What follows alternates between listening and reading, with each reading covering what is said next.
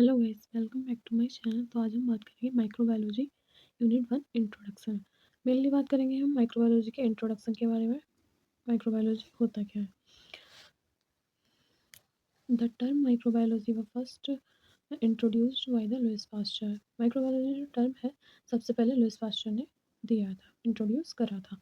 Microbiology is a simply defined by study of micro organism, micro microbes. ठीक है, microbiology mainly होती है, हम इसमें स्टडी करते हैं माइक्रो ऑर्गेनिज्म या माइक्रोब्स की। ठीक है, माइक्रोब्स जैसे कि एंटीबायोटिक है, एंटी प्रोटोजोआ वगैरह, वायरसेस वगैरह, इनके बारे में हम बात करते हैं।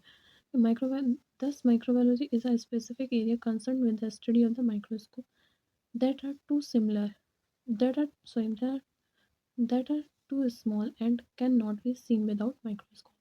माइक्रोबायोलॉजी स्पेसिफिक एरिया जो कंसर्न कराया था माइक्रोब्स की स्टडी के द्वारा। ठीक है, जिसमें माइक्रोब की स्टडी के लिए कंसर्न करा जाता है हमारे लिए। इसमें हम माइक्रोब्स को मतलब माइक्रोब्स बहुत ही छोटे होते हैं, इसको हम नग्न आँखों से या नहीं देख सकते हैं, इसे हम माइक्रोस्कोप के द्वारा ही देख सकते हैं। ठीक है, the diverse group of micro organism include the algae है, आर्की है, bacteria, fungi, protozoa, viruses. Micro organism जैसे मैं बता ही चुकी हूँ कि एल्गी वगैरह आते हैं, बैक्टीरिया है, वायरसेस है, प्रोटोजोआ है, ये सब आपके इसके अंदर आते हैं। तो आगे हम बात करेंगे इम्पोर्टेंस ऑफ माइक्रोबायोलॉजी। तो इम्पोर्टेंट माइक्रोबायोलॉजी की किस किस क्षेत्र में इम्पोर्टेंस है, उसका किस किस चीज़ में जैसे हम यूज कर सकते हैं, किस किस चीज़ के लिए यूज़ होती है। तो यहाँ पर मेनली बात करेंगे हम। नंबर एक आता है infection understanding. The nurse present and manage the hospital acquired and infectious disease.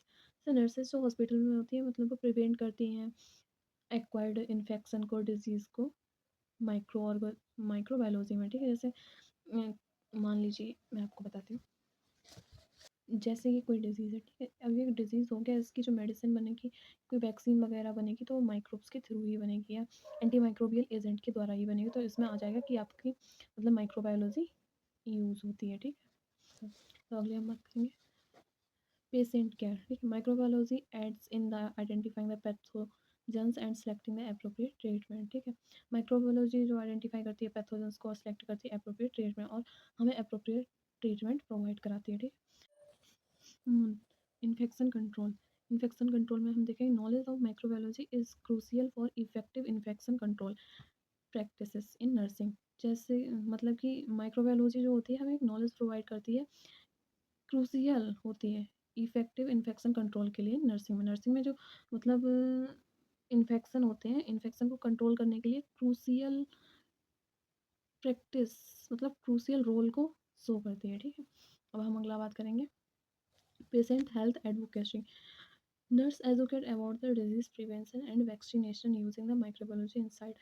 जैसे कोई भी डिजीज़ वगैरह हो गया, इन्फेक्शन हो गया, तो नर्सेस को मतलब एजुकेट कराया जाता है डिजीज़ की प्रिवेंशन और उनकी मतलब जैसे डायरिया हो गया, डायरिया में कौन सी वैक्सीन लगेगी, या डिप्थीरिया हो, डिप्थीरिया में कौन सी वैक्सीन लगेगी, बीसीजी है, बीसीजी में कौन सी वैक्सीन लगेगी, इसके बारे में बताते हैं। ठीक है, अगला आपका आएगा एंटीबायोटिक स्टेवार्डशिप।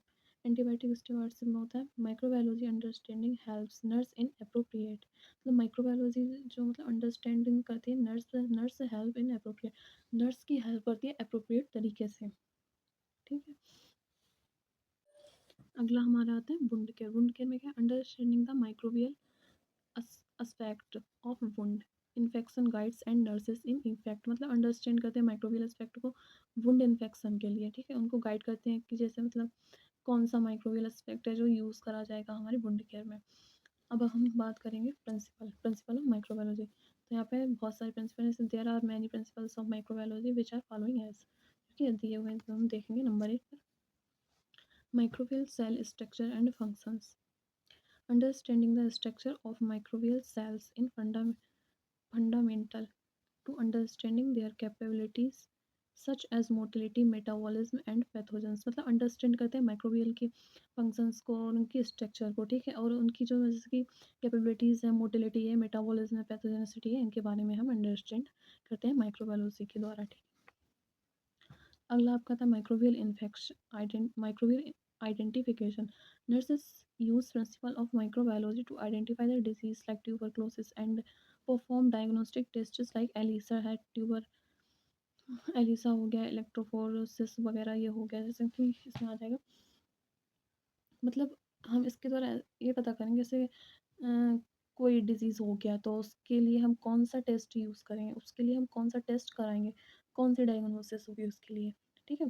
तो ये सब हम इसमें देखते हैं। अब अगला हम बात करेंगे host pathogen interaction. Nurses learn how to human body respond to the microbes and antigens. मतलब इसमें हम देखते हैं कि मतलब लर्न नर्सेस लर्न कराती हैं, जैसे मतलब नर्सेस को हम बताते हैं, लर्न करती हैं, सीखती हैं कि ह्यूमन बॉडीज़ का रिस्पॉन्स कैसा होता है एंटीजेंस के खिलाफ, एंटीजेंस के ऊपर या माइक्रोब्स के ऊपर, इन सब के साथ उनका इफ़ेक्ट कैसा होता है या इंटरेक्शन कैसा होता है, रिस्पॉन्स कैसा वो शो करती हैं, ठीक है? अगला आपका आएगा microbial agents. Nurses learn about the microbial agents and resistance. इसमें हम नर्सेस लर्न करती हैं अबाउट द, बताती हैं या हम माइक्रोबायोलॉजी के थ्रू सीखती हैं, जैसे कि एंटी माइक्रोबियल एजेंट्स और उनके रेजिस्टेंस के बारे में। अगला आपका आता है नोसोकोमियल इन्फेक्शन। नोसोकोमियल इन्फेक्शन में मेनली क्या देखेंगे, nurses learn about the infection control principle and nosocomial infection. Nurses सीखती हैं इसके द्वारा, मतलब माइक्रोबायोलॉजी में नर्सेस इसके द्वारा सीखती हैं इन्फेक्शन कंट्रोल कैसे करेंगे, उसके प्रिंसिपल और नोसोकोमियल इन्फेक्शन को कैसे कंट्रोल करेंगे उसके बारे में बताया जाता है। अगला आपका लास्ट आता है microbial ecology. The principle involves studying microorganism in their natural environments, how they interact with one another and with their non-living environment। तो प्रिंसिपल इन्वॉल्व होता है, मतलब स्टडी करते हैं माइक्रो उनके नेचुरल इन्वायरमेंट की, ठीक है? मतलब कैसे वो एक दूसरे से इंटरेक्ट होते हैं, आपस में जुड़े होते हैं। जैसे नॉन लिविंग इन्वायरमेंट में वो एक दूसरे से कैसे जुड़े होते हैं या लिविंग इन्वायरमेंट में वो एक दूसरे से कैसे जुड़े होते हैं, तो इसके बारे में हम पढ़ते हैं इसमें प्रिंसिपल्स में, ठीक है?